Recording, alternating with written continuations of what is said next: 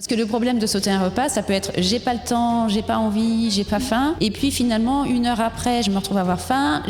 Beaucoup de ces fake news sont alimentés par les lobbies agro-industriels. Moi, je cite des marques, vous les couperez si vous voulez, mais Coca-Cola, Pepsi, Ferrero, Mondelez, Lactalis. Il y a des personnes qui disent « moi j'ai jamais faim » ou bien « je suis comme un puits sans fond, je vois pas arriver ». Vous ne mangez pas devant la télé, genre, vous allez me dire. Jamais. Non, juste devant l'ordinateur. Voilà. Imaginez un lieu où les plus grands esprits se réunissent. Un lieu où l'on démonte la complexité du monde pour en extraire l'essentiel. Aujourd'hui, place à ce que nous faisons tous chaque jour, sans forcément mesurer son pouvoir, la nutrition. Face à vous, non pas 1, 2, mais 3 expertes. Une mission commune, comprendre comment notre alimentation façonne notre santé. Et on a la chance d'avoir Mathilde Touvier, directrice de l'équipe de recherche en épidémiologie nutritionnelle à l'INSERM, investigatrice principale de la cohorte Nutrinet Santé, formée à AgroParisTech et à l'Imperial College de Londres, titulaire d'une chaire de professeur au Collège de France en 2023. Vous vous doutez encore ? Le Nutri-Score, elle l'a tout simplement co-créé. Sandine Pénaud, professeure en nutrition à l'université Sorbonne Paris-Nord, chercheuse au sein de l'équipe de recherche en épidémiologie nutritionnelle, responsable du master nutrition et santé publique de l'USPN pendant 15 ans, spécialiste des facteurs psychologiques et comportementaux liés à l'alimentation et à la santé. Concrètement, montrez-lui ce que vous mangez et elle pourra vous dire ce qui ne va pas avec votre père en ce moment. Karine Clément, médecin endocrinologue nutritionniste à la Pitié-Salpêtrière, professeure de nutrition à Sorbonne Université, experte mondiale de l'obésité, des maladies métaboliques et du microbiote. L'une des fondatrices de l'Institut de cardiométabolisme et nutrition. Membre de l'Académie royale de médecine de Belgique, exploratrice experte de notre santé, sa boussole, votre microbiote. Que ce soit un remède ou un poison, notre alimentation façonne notre santé. Chaque jour, chaque repas, chaque choix. Où on verra que peut-être pas tant que ça. Bienvenue dans Expert.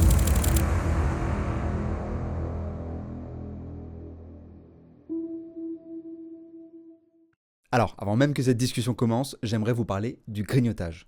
Le grignotage de vos données perso sur Internet. Ça, c'est non. Et pour ça, il y a NordVPN. Oui, parce que vous attendiez peut-être un code promo pour prendre ce fameux NordVPN. Eh ben, c'est maintenant. Un VPN, c'est super pratique pour plein de raisons. Déjà, ça vous protège si quelqu'un essaie de lire ce que vous envoyez ou recevez en clair, sans HTTPS, sur un Wi-Fi non sécurisé, comme des mots de passe ou des infos de carte bancaire. Ou bien si quelqu'un tente une attaque man in the middle, en se faisant carrément passer pour le Wi-Fi. Donc concrètement, dans ces cas-là, personne ne peut venir piocher dans vos données en ligne. Mais aujourd'hui, NordVPN, c'est plus qu'un VPN. Même leur offre basique est hyper complète. Vous avez une protection anti-menace qui bloque les sites dangereux, les pubs et les trackers. Mais vous avez aussi une surveillance du dark web qui vous prévient si vos identifiants fuitent. Et évidemment, une politique no-log, donc aucune trace de votre activité. Par contre, vous pouvez l'installer sur jusque 10 appareils, ordi, téléphone, tablette, smart TV, tout y passe. Évidemment, vous pouvez aussi changer votre localisation pour accéder à du contenu d'autres pays ou continuer à regarder vos contenus préférés depuis l'étranger. Sur les abonnements de 2 ans, vous avez une super offre avec 4 mois supplémentaires si vous passez par le lien en description ou en scannant le QR code juste ici. Sur l'abonnement basique, ça revient à 3 € par mois et en plus, c'est satisfait ou remboursé pendant les 30 premiers jours. Alors n'hésitez pas, nordvpn.com/cyrusnorth. Un énorme merci à NordVPN d'avoir sponsorisé cette vidéo. Je vous souhaite à toutes et à tous un très bon visionnage et place aux expertes. Merci beaucoup d'être là à cette table. J'ai hâte. Très vite fait, je donne un petit aperçu de ce dont on va parler, plus pour les gens qui nous regardent. Bonjour. On a tout ce qui se passe dans l'assiette. C'est-à-dire que donc les macronutriments, c'est quoi un bon repas, etc. On a les repas dans la journée, quand manger, sauter les repas et compagnie. On a tout ce qui est aliments transformés, ultra transformés et tout. On a tout ce qui est satiété. On a tout ce qui est compléments, vitamines. Est-ce que c'est des bullshit? Est-ce que voilà les pièges modernes? Donc ça, j'en parle beaucoup avec mes parents. On disait que les œufs, par exemple, c'était mauvais pour le cholestérol. Quand j'étais petit. Et j'ai 35 ans. Je vous donne à peu près une idée. Et ensuite, finalement, c'était pas les œufs, c'était le jaune d'œuf. Et en fait, finalement, non, il y a le bon et le mauvais cholestérol. Ma question, c'est, tout ce dont on va parler là, pendant les minutes qui vont suivre, Comment on sait si c'est vrai, si ça va pas changer en fait d'ici quelques années, s'il y aura pas une découverte qui va rendre tout ça obsolète?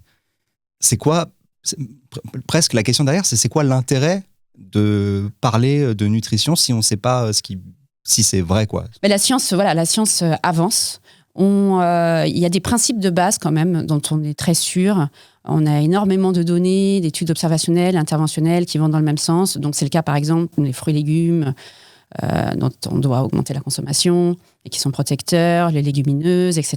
On sait aussi qu'on doit consommer moins de produits sucrés.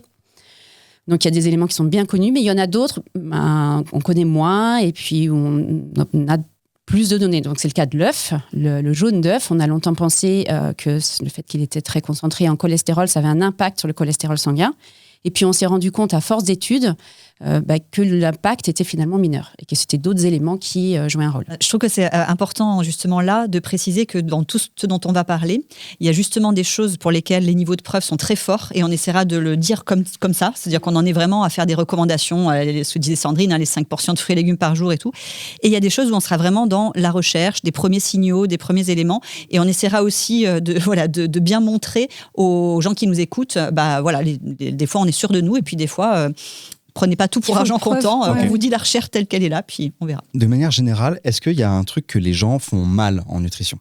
Alors, on ne le dit pas comme ça parce que l'important aussi, c'est pas de commencer avec c'est bien, c'est mal et de culpabiliser les gens.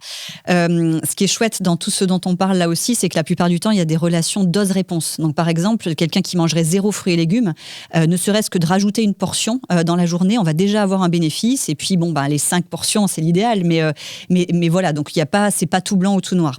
Mais on a des études nationales représentatives qui nous permettent de voir par rapport à l'idéal, par exemple les 5 portions de fruits et légumes, où est-ce qu'on en est. Et là-dessus, par exemple, on sait qu'il y a seulement 28% des adultes en France qui atteignent ces 5 portions de fruits et légumes. Donc, je dis pas que c'est mal, mais en tout cas, on sait les marges de progression et on sait qu'il y a beaucoup de choses sur lesquelles on pourrait collectivement faire mieux. Alors déjà, c'est très intéressant, c'est 5 portions de fruits et légumes ? Parce que moi, j'ai toujours entendu 5 fruits et légumes. Au moins 5 portions de fruits et légumes. Ok, mais c'est quoi une portion ? Alors, c'est à 80 grammes. Donc, on donne l'exemple de la taille du poing, qui est à peu près un équivalent, on va dire. D'accord, mais donc c'est pas 5 légumes, je suis pas obligé d'avoir des brocolis, des haricots verts, des machins sur chaque jour, quoi. Non, même si la diversité semble aussi intéressante, et peut-être pour le microbiote, tu veux peut-être... Oui, ajouter. La diversité, ça fait partie des éléments très importants. On y reviendra, je pense, mais je voulais revenir sur fond mal. Il faut faire attention parce qu'on n'est pas dans un enjeu de culpabilisation. Okay. Et je prends ma casquette de médecin. Souvent, les gens se sentent coupables. J'ai mangé du chocolat. La question, c'est pas fond mal, c'est une problématique générale des conduites alimentaires. Donc, il y a un aspect qui est l'alimentation. Donc, qu'est-ce qu'une alimentation favorable à la santé ? L'aspect global. Et puis, la notion de est-ce qu'il y a des déviations, mais sans je porte pas de caractère, c'est pas critique, mais qu'est-ce qu'on peut repérer pour améliorer les choses ? Okay. Cette notion de je fais mal, ça stigmatise et ça culpabilise. Okay. Et c'est un vrai enjeu en nutrition. Ok, on va commencer très simple. Genre, dans l'assiette, c'est quoi un bon plat ? Qu'est-ce qui fait qu'il y a un plat, vous le voyez, vous dites, ok, ça c'est un bon plat ou ça c'est n'importe quoi ? La première chose, c'est on est dans une assiette, est-ce qu'on mange tout seul ou pas ? Pour moi, un bon plat, c'est aussi une notion, il y a une convivialité. Puis après, on peut regarder ce qu'il y a dans l'assiette. Ça, c'est un autre point. Par rapport à l'état des connaissances, ce qu'on résumerait comme un bon plat, alors on ne réfléchit pas trop au niveau du plat. Ce serait plus au niveau d'un repas, voire d'une journée, voire d'une semaine, parfois plus. C'est plus comme ça qu'on voit l'équilibre. Et donc, encore une fois, ce n'est pas grave si à un plat, on a mangé... une tartiflette, une raclette, je ne sais pas. Et si le repas d'après, on rééquilibre. Et c'est plus comme ça qu'il faut voir les choses. Après, ce que nous, on considère comme une bonne alimentation, c'est ce qu'on résume dans le Programme national nutrition santé. Donc, c'est le mangerbouger.fr, où il y a toutes les recommandations. Les au moins 5 portions de fruits et légumes par jour, ça en fait partie. Le fait d'avoir 2 poissons par semaine, dont un poisson gras. Le fait d'essayer d'avoir 2 fois dans la semaine des légumineuses, donc c'est les pois chiches, lentilles, etc. Donc, toutes ces recommandations-là, si on tend vers ça, c'est ce qu'on considère dans l'état actuel des connaissances qui va maximiser la protection contre les maladies chroniques. Et on peut ajouter récemment les enjeux aussi climatiques. avec les réunions du 8-7 qui proposent aussi, puisqu'on va vers ça. C'est les enjeux de durabilité et effectivement aussi d'une alimentation plus globale qui a moins d'émissions de carbone. Et on doit, c'est important dans ces notions sur l'alimentation, qu'il y ait une prise de conscience aussi par rapport à ça, ce qui n'est pas forcément évident et pas évident pour tout le monde. Et je rebondis aussi rapidement sur ce que tu disais sur l'aspect social du repas. Donc il y a effectivement les aliments qu'on mange, il y a le fait d'être en groupe et il y a le fait aussi d'être attentif à ce qu'on mange. Et je rebondis aussi sur la première question qui était autour de ce qu'on fait mal, entre guillemets, sans le savoir. Et je suis d'accord, il n'y a aucun mal, bien, ça c'est très binaire et ça n'existe pas en nutrition. Mais on remarque la tendance à ne pas être nécessairement attentif à ce qu'on fait quand on mange. Donc on peut ne pas être attentif parce qu'on discute avec des gens, il n'y a pas de problème particulier, mais avec les téléphones portables, etc., il y a cette tendance quand même à faire plusieurs choses quand on mange et ne pas être attentif réellement et presque avoir terminé de manger, se dire mais en fait, qu'est-ce que j'ai mangé ? Voilà. On en discutera peut-être tout à l'heure, mais c'est un point important. Ok, je pense qu'on en parlera dans la satiété peut-être, j'imagine. Voilà, ce qu'on mange et comment on mange. Je pensais que vous alliez me parler de lipides, glucides, protéines. Ouais, voilà. C'est pas comme ça que vous jugez une assiette ? En fait, donc effectivement, les protéines, glucides, lipides, c'est les macronutriments, c'est les éléments principaux des aliments que vous allez consommer. Il y a les macronutriments d'un côté, glucides simples, glucides complexes et lipides qui vont grossièrement donner de l'énergie. Les protéines qui vont renouveler les tissus, construire les tissus, etc. Et d'un autre côté, on a les micronutriments, vitamines, minéraux, qui vont permettre le métabolisme. Donc ça, c'est extrêmement utile. Mais c'est vrai qu'en épidémiologie de la nutrition, en santé publique, on communique maintenant beaucoup plus en termes de groupes d'aliments, puisque finalement, ce qu'on mange, c'est pas des protéines, glucides, lipides, oui, mais c'est surtout des aliments où il y a une synergie aussi entre les différents éléments. Et puis on va pas sortir une table, on va pas demander aux gens de sortir une table de composition quand ils sont en train de faire à manger. C'est pour ça que les recommandations portent vraiment sur des choses que les gens voient concrètement, quoi. Des fruits, légumes. Les recommandations sur manger, bouger. Oui. Et c'est pour ça aussi que les tables de composition qui sont en arrière, les tables que vous trouvez en arrière des emballages, finalement, ne sont pas très informatifs pour les gens, puisque ça parle de protéines, glucides, lipides, de micronutriments. Les gens ne savent pas vraiment de quoi il s'agit. Et un groupe d'aliments, c'est des aliments qu'on a mis ensemble parce qu'ils se ressemblent en termes de caractéristiques nutritionnelles. Voilà, donc les fruits et légumes, D'accord. Le groupe des fruits et légumes. Pourquoi est-ce qu'on met les haricots verts, les brocolis, les pommes ensemble ? C'est parce que c'est des aliments qui ont peu d'énergie, beaucoup d'eau, beaucoup de vitamines, qui se ressemblent. Ok, donc on l'a vu, on analyse plus au lieu de l'assiette. On analyse sur l'ensemble de plusieurs repas, en fait, j'imagine. T'évoquais un jour et une semaine. Oui, par exemple, certaines recommandations, j'évoquais le poisson où c'est 2 fois par semaine. On ne dit pas d'en manger tous les jours. Pareil sur les légumineuses, au moins 2 fois par semaine.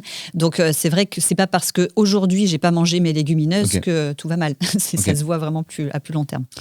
On dit souvent j'ai beaucoup entendu qu'on manque de protéines un petit peu dans nos régimes alimentaires. Est-ce que c'est vrai ? Non, c'est vraiment totalement faux. En France, en tout cas, donc il y a effectivement des pays où il y a des carences de protéines. C'est pas du tout le cas de la France. À la rigueur, ce serait même presque dans le sens inverse. On pourrait avoir tendance à en consommer trop, mais en majorité dans la population, c'est pas une problématique.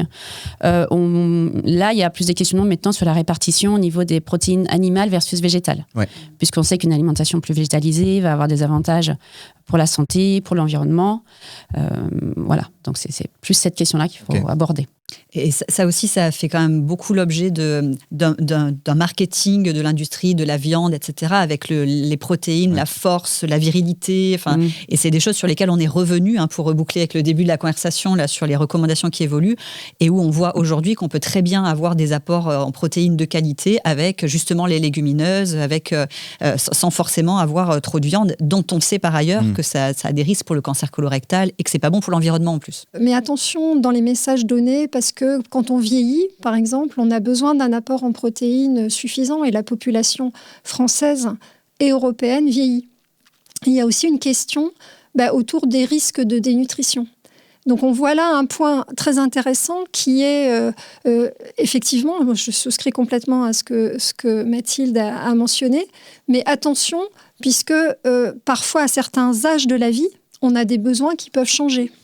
Okay. Et on voit bien cette subtilité en se disant, bah oui, il y a des grands concepts, et puis il y a des situations particulières où bah oui, le vieillissement, le grand âge, c'est associé à des risques particuliers. Et là, on sait que les apports en protéines sont importants. Et on peut faire des choix sur le type de protéines à utiliser. Tu as mentionné dénutrition. C'est quoi dénutrition ? La dénutrition, c'est une perte justement de l'équilibre nutritionnel. Et ce qui peut inquiéter quand on vieillit, c'est justement la perte de ce qu'on appelle la masse maigre ou de muscles. Okay.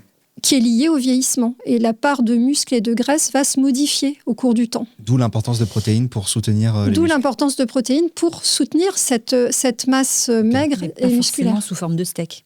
On peut avoir d'autres sources de protéines. Moi, je suis végétarien, par exemple. Donc, voilà. je prenais des protéines, mais c'est un bon exemple, parce qu'on voit les mélanges finalement, les messages qui sont donnés qui peuvent porter à confusion si on n'est pas dans la précision. Est-ce que certains aliments ne doivent pas être associés ? Par exemple, je pense au thé et au fer.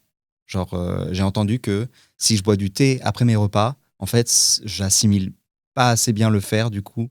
Est-ce qu'il y a d'autres trucs comme ça ? Est-ce que c'est vrai, ça, déjà ? Et est-ce qu'il y a d'autres trucs comme ça à savoir Là, quand on prend ce type d'exemple, on prend souvent des exemples où ont été rapportés des cas parfois un peu extrêmes. Je pense que le thé, c'est vrai, d'un point de vue biologique, sur la limitation de l'absorption.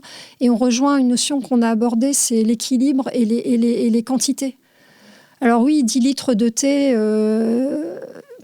oui, va peut-être limiter l'absorption de fer, mais si on est effectivement dans un équilibre alimentaire raisonnable avec quelques tasses de thé, je ne pense pas que c'est un impact majeur sur l'absorption du fer. Oui, je suis assez d'accord, même complètement là-dessus. Faut pas rentrer dans des psychoses en se disant « Oh mon Dieu, j'ai mangé ça, mais alors faut pas que je mange ça à côté. Est-ce que je peux associer ?» Bon, voilà, cool.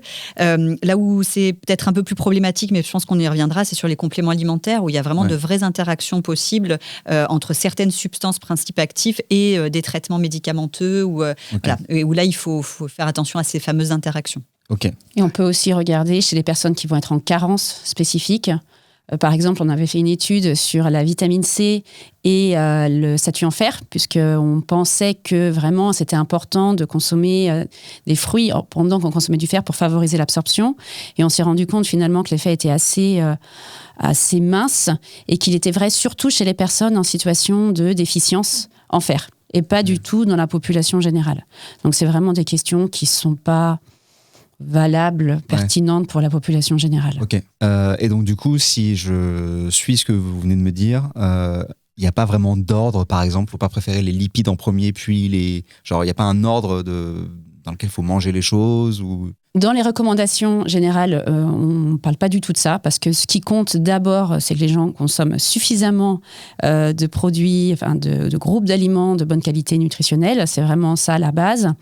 Après, il y a quelques données qui indiquent que effectivement, commencer un repas plutôt par les fruits et légumes, et plutôt finir par les glucides, plutôt que l'inverse, donc produits sucrés, etc., féculents, plutôt que l'inverse, aurait des bénéfices pour la satiété ou pour la glycémie. Ah, pour les pics.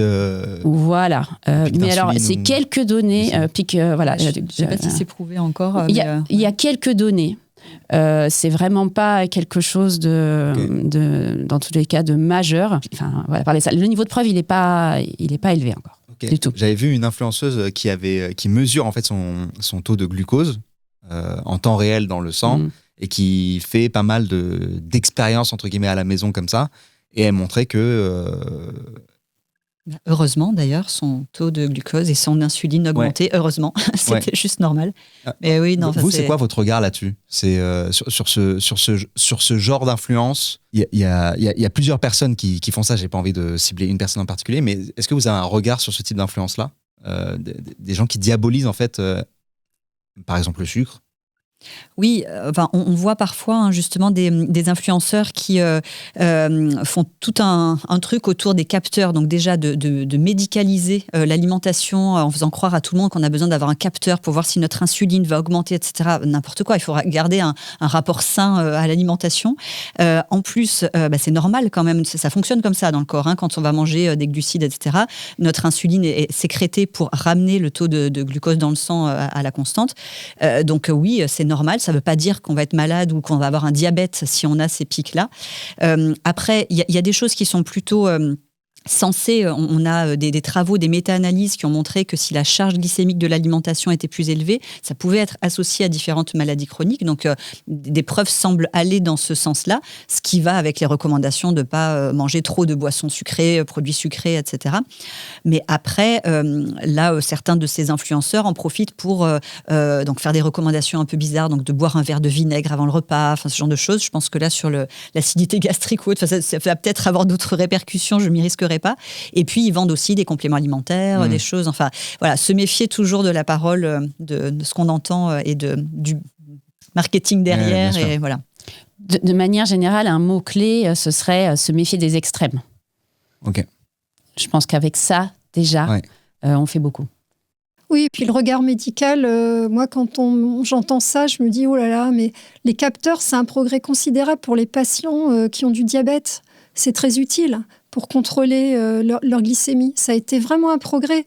Pourquoi dévier un outil qui sert à des patients qui en ont besoin vers une population générale pourquoi se préoccuper de ça alors qu'on vient de parler de recommandations et de bon sens, recommandations finalement assez simples ou qui font consensus. De manière concrète, quand on fait ses courses, qu'est-ce qu'il faut regarder ? Comment bien faire ses courses ? Alors, non, si on s'intéresse à l'impact sur la santé d'un aliment, il y a plein d'autres choses. Hein. Karine évoquait le côté impact sur l'environnement, il y a le commerce équitable, il y a le prix, il y a plein d'autres déterminants. Si on est sur la santé, pour l'instant, il y a 3 principales dimensions. Il y a la dimension nutritionnelle, donc pas trop gras, trop sucré, trop salé, suffisamment de fibres, etc. Ça, c'est ce sur quoi le Nutri-Score renseigne. Donc le Nutri-Score, en un coup d'œil, donne l'idée de cette qualité-là. Voilà, que notre équipe, avec Sandrine, a créé, a validé. Donc maintenant, il n'y a pas que notre équipe qui a travaillé dessus. Maintenant, il y a 150 publications qui ont montré que quand on mangeait mieux classé au Nutri-Score en moyenne, on avait moins de cancers, de maladies cardiovasculaires, d'obésité, syndrome métabolique. Enfin, ça a été montré dans plein d'études dans le monde. Et ce Nutri-Score, il est aussi utile dans toutes les populations. Attends, parce que c'est mondial, le Nutri-Score ? Tu dis études dans le monde, mais... Alors, les études là, ça a été montré par exemple dans une cohorte, donc les cohortes françaises, Nutrinet Santé, qu'on a dans le laboratoire Suivimax, une cohorte sur 10 pays européens. Donc, il y a eu des études comme ça dans différents pays. Et maintenant, le Nutri-Score, oui, il est adopté en France depuis 2017, mais il est aussi dans 8 pays. Avec la Roumanie qui vient de rejoindre là, le système Nutri-Score et d'autres pays qui s'apprêtent à rejoindre aussi le système. Donc ça, c'est la première dimension. Donc en un coup d'œil, on a cette dimension-là. Elle est super importante parce que oui, les choses peuvent varier, mais en effet, c'est ce que disait Sandrine au début, on ne va pas revenir quand même sur le fait qu'il ne faut pas manger trop de sucre et que les fibres, c'est bon pour la santé. Donc ça, c'est fiable.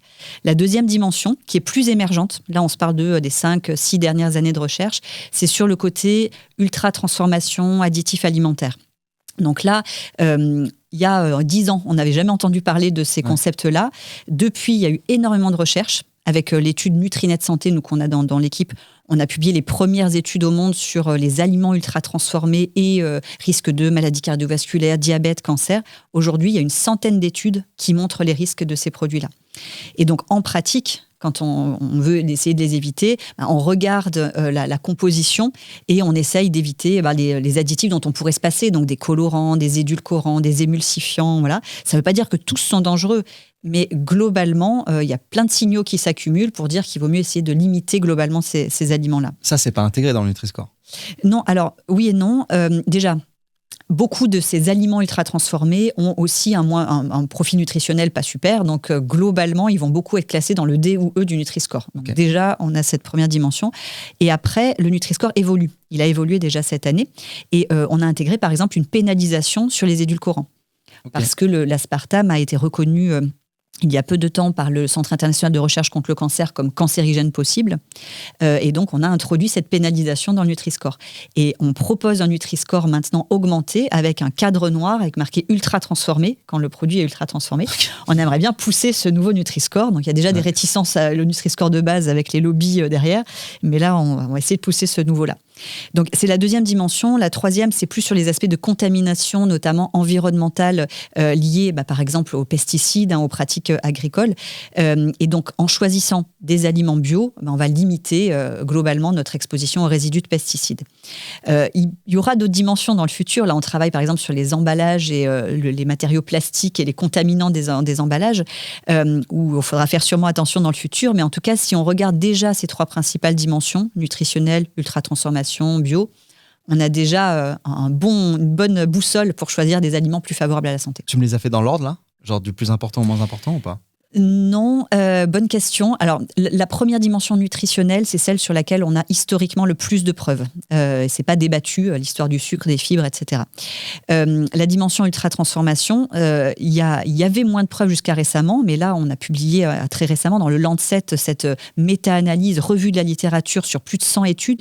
Il y a 5 essais randomisés aussi, des essais où on va donner pendant 2 semaines, 3 semaines à des personnes, des aliments ultra-transformés. Les autres auront la chance d'avoir été tirés au sort dans le groupe avec l'alimentation pas ultra transformée. En quelques semaines, on voit déjà des perturbations du microbiote, des effets sur une prise de poids, enfin voilà, des effets qui se voient déjà. Et après, il y a plein d'études aussi sur les additifs alimentaires, la perturbation du microbiote, le risque de maladies chroniques liées à certains marqueurs de cette ultra-transformation. Ce qui fait qu'on a quand même maintenant un faisceau de preuves assez important pour dire il y a quand même un problème, il faut agir. Et le côté bio, plusieurs études, là aussi, qui montrent que manger plus bio semble être associé à moins de pathologies, les résidus de pesticides associés à plus de pathologies. On est sur des niveaux de preuves qui restent encore à consolider, mais quand même vraisemblablement, et puis aussi pour l'aspect planétaire, pour l'environnement, c'est mieux aussi manger bio. Tout ça fait que ces recommandations-là font partie officiellement des recommandations du PNNS.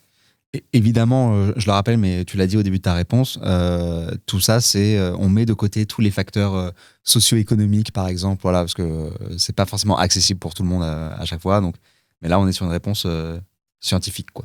Mais si on veut regarder plus en détail dans la composition, finalement, plus la liste est longue, quand même, plus c'est un peu suspect. Ça sent le roussi, ouais. Et je peux revenir juste sur le côté social, prix. Enfin, c'est hyper important parce que là, on donne des conseils aux gens en disant vous devriez manger ça, vous ne devriez pas manger ça. Quand on parle, par exemple, des recommandations ou même de l'étiquetage, là, finalement, on met la pression sur le consommateur, sur ses choix alimentaires en disant on vous avait dit ce qu'il fallait pour être en bonne santé. Maintenant, voilà. Et en fait, quand on réfléchit plus largement sur les politiques publiques, l'important, c'est aussi d'agir pour transformer l'offre, pour faire en sorte qu'on donne aux gens que l'industrie agroalimentaire dont on a besoin pour produire tout ce qu'on va consommer, produisent des produits de bonne qualité pour qu'on ait nos enfants, nos adolescents qui ne soient pas abreuvés d'un marketing pour des produits de mauvais Nutri-Score. À l'heure actuelle, c'est plus de la moitié des pubs qu'ils voient dans la journée. C'est pour des produits de Nutri-Score D et E. C'est une étude de Santé publique France. Donc, il y a des régulations à faire là-dessus. Et sur le prix, il faudrait faire en sorte que les aliments dont on parle là, avec un bon Nutri-Score, pas ou peu transformés bio, ce soit les moins chers. Ça devienne le choix par défaut. Et donc tout ça, voilà, c'est important aussi d'agir là-dessus et pas seulement de dire aux gens, vous pouvez pas vous le payer, tant pis. J'ai quelques questions sur le Nutri-Score parce que j'ai l'impression que c'est aussi quand même critiqué. Enfin, je vois des critiques sur le Nutri-Score en mode ouais, mais est-ce qu'on peut faire confiance au Nutri-Score puisque le sel, c'est E par exemple. Donc alors que le sel n'est pas mauvais en soi, par exemple. C'est pas très bon en soi non plus. Ouais, mais non, mais le sel, c'est quoi les critiques qui reviennent le plus sur le Nutri-Score et est-ce que vous avez une réponse à ça? Oui, alors je vous invite à regarder le Nutri-Score blog pour tous ceux qui voudraient avoir des infos là-dessus. On fait du debunking de fake news en permanence. Beaucoup de ces fake news sont alimentés par les lobbies agro-industriels. Moi, je cite des marques, vous les couperez si vous voulez, mais Coca-Cola, Pepsi, Ferrero, Mondelez, Lactalis. Voilà, de toute façon, on n'est déjà pas très amis, donc ça ne changera pas. Mais qui véhiculent des fake news sur le Nutri-Score. Donc, oui, par exemple, on entend le Nutri-Score va tuer les fromages et les petits producteurs, le petit paysan sur le plateau du Larzac avec son Roquefort. Voilà. Ça, c'est typiquement orchestré par Lactalis, qui est un grand groupe agroalimentaire qui produit plus de 80% de la production de Roquefort en France. Donc, c'est pas le petit producteur qu'on pénalise quand on met un Nutri-Score qui, oui, va dire que le Roquefort, de temps en temps, en fréquence et quantité limitée, mais pas tous les jours. Donc, après, je sais pas, allez-y, posez-moi les questions, je vous répondrai sur le Nutri-Score. Ce que tu es, enfin, dans cet exemple du Roquefort, ça, c'est quand même très intéressant. C'est pas parce que on revient à la question de départ, c'est pas parce qu'on a mangé du Roquefort avec un Nutri-Score E dans une semaine que ça va changer finalement grand-chose sur les risques. C'est pas ce que dit le Nutri-Score. C'est pas du tout ce que dit le Nutri-Score. Et là, il y a vraiment un enjeu de compréhension. On revient sur finalement les éléments qui sont la diversité alimentaire, l'équilibre nutritionnel global. C'est pas dramatique en soi, même au contraire. Ça fait plutôt plaisir. Ça fait partie de l'alimentation. Et ça fait partie de l'alimentation. Et le Nutri-Score, il a un vrai intérêt pour pouvoir comparer les aliments dans un rayon finalement. Donc actuellement, c'est totalement opaque. Si on prend l'exemple des céréales du petit déjeuner, peut-être pour les enfants, qui vont être souvent les céréales les pires en termes nutritionnels. L'intérêt, c'est de pouvoir, pour que le consommateur puisse vraiment comparer les différents produits, se dire « Ah, ben celui-là, il a l'air meilleur pour la santé et finalement, je l'aime autant. Je vais prendre celui-là. » Alors que pour le moment, c'est totalement opaque. Tout ce qu'on peut voir, c'est effectivement la liste des ingrédients derrière, les macro-micronutriments qui ne sont pas très informatifs pour le consommateur, surtout quand on sait que les choix alimentaire dans un supermarché, ça se fait en en microsecondes. C'est extrêmement rapide. On ne va pas passer 3 heures dans le supermarché. Et c'est vraiment une aide. C'est pas dire, le Nutri-Score, ne dit pas il faut que vous mangiez que du A et que du B et arrêtez de manger du D et du E. C'est pas du tout ça. C'est vraiment un soutien pour le consommateur, pour qu'il soit informé. Est-ce que vous utilisez Yuka ?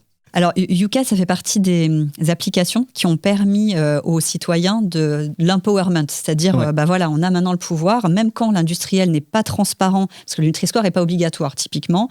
À peu près 60% du marché est couvert par le Nutri-Score, 1500 marques en France, mais ça reste optionnel. D'ailleurs, il y a une pétition sur le site de l'Assemblée nationale pour rendre le Nutri-Score obligatoire en tant que citoyen, si vous voulez signer. Mais parce qu'il n'est pas obligatoire ? Et non, il n'est pas obligatoire. Et c'est pour ça que toutes les entreprises qui ont des produits de mauvaise qualité ne veulent pas l'afficher. Et c'est pour ça qu'il faudrait qu'il soit obligatoire. Je pensais que c'était obligatoire. Les applications comme celle-ci sont utiles parce qu'on a le pouvoir en tant que consommateur d'avoir un œil critique sur ce qu'on mange et aussi d'influencer l'offre alimentaire. Parce que si on boycotte certains aliments ou qu'on en choisit d'autres, les industriels vont s'adapter. Par contre, Yuka, le problème, c'est que donc déjà, ils agrègent plusieurs dimensions, donc la dimension nutritionnelle, additifs, pesticides, avec, sur les dimensions nutritionnelles, ils calculent le Nutri-Score, mais ils changent des choses dans l'algorithme, ce qu'on n'a pas le droit de faire, puisque c'est vraiment un algorithme officiel et validé. Et puis après, le ratio entre les différentes dimensions, la pondération, est-ce que la question que vous posiez, que tu posais, est-ce que c'est plus important le côté nutritionnel, additif ou autre ? On ne sait pas à l'heure actuelle répondre. Et donc, ce qu'on recommande, c'est plutôt une application qui est beaucoup plus factuelle, qui s'appelle Open Food Facts. C'est une application gratuite, faite par une association à but non lucratif, qui, lorsque on scanne le code barre des produits, va donner le Nutri-Score avec le nouvel algorithme bien à jour, va donner la liste des additifs, va donner aussi est-ce que c'est un aliment ultra transformé ou pas avec la classification Nova, est-ce qu'il est bio, ça va donner aussi des renseignements sur l'emballage, sur l'impact environnemental du produit. C'est trop bien ça. Donc plein de choses. Appli gratuite et beaucoup plus en ligne avec les connaissances scientifiques. Prochaine question, on va aller très vite dessus. Est-ce que la forme de cuisson a un impact sur la qualité du repas ? La cuisson a un impact sur la qualité du repas, oui. Dans la production des cuissons extrêmes, si c'est ça dont on parle, il y a quand même, je pense qu'on peut dire que les travaux sur les acides gras dits trans montrent quand même des risques pour la santé. Les niveaux de cuisson peuvent impacter... Okay. Effectivement, et donc chez nous, c'est mieux de faire quoi ? C'est mieux de cuire pas trop longtemps et pas trop chaud. Okay. Voilà, c'est un peu ça les deux critères, mais ne pas oublier que le stockage a un impact, des produits a un impact extrêmement important aussi, notamment les fruits et légumes, si vous les conservez trop longtemps dans le frigo, peuvent perdre en qualité nutritionnelle de façon importante et même plus importante que l'impact de la cuisson. Non, mais donc les fruits, je les conserve dans une corbeille à fruits, je les mets pas au frigo ? C'est pas ça, j'ai mentionné le frigo, c'est la durée de conservation. Va jouer. Oui, tu mentionnais l'acrylamide, c'est juste. Oui. L'acrylamide, pardon, excusez-moi. Dérivé de la l'acrylamide, quand on chauffe à haute température des produits qui contiennent de l'amidon, il y a la formation de ce contaminant qui est reconnu cancérigène. Et donc, du coup, attention, parce alors, on peut le trouver dans les chips, les produits industriels, apéritifs, enfin, à base d'amidon, mais on peut aussi fabriquer son acrylamide maison en faisant trop brûler les toasts au grille-pain. Donc, attention à ce genre de dérive. Et puis pareil sur les steaks. C'est quoi qu'on appelle trop brûlé? Un peu noirci. Là. C'est pas génial. Là, mais ça, ma mère me le disait tout le temps. J'étais en mode, même si c'est cancérigène. C'est vrai. Et sur la viande aussi, c'est pas de l'acrylamide qui est formé, mais c'est des hydrocarbures aromatiques polycycliques. Et là aussi, doucement sur la viande très cramée. Le nom est cancérigène déjà. Je pense que. Mais donc dès qu'on a un truc un peu grillé, on l'enlève quoi. C'est mieux de l'enlever. Donc les barbecues. Les barbecues, c'est le. Prudence. Voilà, c'est mieux quand ils sont que la graisse de la viande tombe plutôt pas sur le charbon, quoi. D'où les verticaux là. Les grilles verticaux. Et puis bon, de toute façon, viande rouge, charcuterie, tout ça, voilà. Bolo. Pas plus de 500 grammes par semaine de viande rouge, pas plus de 150 grammes de charcuterie, et voire moins, ce serait encore mieux. Okay. Sachant que c'est juste une augmentation du risque de développer une pathologie plus tard. C'est pas je mange le noir sur le toast et je vais être malade. Demain, j'ai un cancer. C'est pas ça quand même. Soyons clairs. Bien sûr. C'est quoi les signes qui montrent qu'on donne pas les bons carburants à notre corps? Alors, on peut se dire que c'est plutôt comment alors, les bons carburants, soit on est dans des carences de vitamines. Alors, on peut prendre cet angle-là, parce que c'est une façon de rentrer dans la question.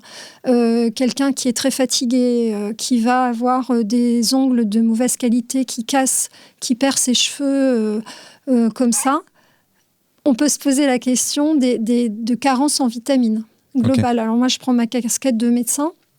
Par exemple, les patients que je vois à la consultation qui ont des obésités sévères, en fait, 70% de ces patients, je sais qu'ils vont être carencés. On peut être en situation d'obésité, avoir des carences vitaminiques. Okay. C'est très fréquent, qui est lié, ça rejoint tout ce qu'on a dit tout à l'heure sur parfois aussi la nature de l'alimentation. Donc, il y a des signes qui peuvent être des signes de carence. Quand on apprend, on revient sur le terme de dénutrition, mais quand on apprend, ça. Donc ça, c'est une façon de répondre à la question. Est-ce qu'il existe un petit déjeuner idéal? C'est une question qui est revenue beaucoup, parce que je pose des questions à la communauté aussi, et le petit-déj, typiquement, moi, par exemple, j'ai sauté mon petit-déj ce matin. Enfin, très souvent, je saute le petit-déj. Ça, c'est une autre question. Mais ça, c'est encore une autre question, mais déjà, est-ce qu'il y a un petit-déj idéal? Parce que pendant... Enfin bref. Alors, ce qui se passe en France quand même, c'est que culturellement, on a tendance à consommer des petits déjeuners très sucrés, très riches en glucides, donc glucides simples et glucides complexes. Donc ça va être du pain, des viennoiseries, confiture, jus de fruits. Ouais. Tout ça, c'est des glucides. Et c'est vrai qu'on a tendance à pas avoir suffisamment de protéines et de lipides, donc des produits gras, du beurre, etc. Ou pour les protéines, des œufs. Et ça permet une meilleure satiété, ça permet une absorption plus lente des sucres et d'avoir moins les coups de barre après coup. Okay. Donc, un petit déjeuner équilibré, c'est un petit déjeuner qui contient différents groupes d'aliments, qui va être varié, et essayer d'insérer du salé dans les petits déjeuners. Peut-être une notion sur est-ce que c'est grave de sauter le petit déjeuner, puisqu'on parle du petit déjeuner. Ouais. Et ça, c'est des notions qui ont aussi évolué. Avant, on dit qu'il ne faut surtout pas sauter le petit déjeuner. Peut-être on est revenu un petit peu quand même là-dessus. Ce n'est pas non plus dramatique de sauter un petit déjeuner. Il y a quand même des études qui montrent que plus la répartition énergétique se fait sur la fin de journée, plus il y a des risques pour la santé. Donc, c'est mieux de distribuer votre alimentation plutôt sur le petit déjeuner, le repas du midi. Malgré tout, il y a des personnes qui ne ressentent pas ni la faim, ni l'envie de manger le petit déjeuner, ou qui n'ont pas la possibilité, pas le temps, ou quoi que ce soit. Et dans ce cas-là, c'est important aussi d'écouter ces signaux, d'écouter sa faim. Si vous n'avez pas faim au petit déjeuner, ça n'a pas de sens de vous forcer à manger, puisqu'on m'a dit qu'il faut manger un petit déjeuner. Il faut aussi savoir écouter son corps et se faire confiance.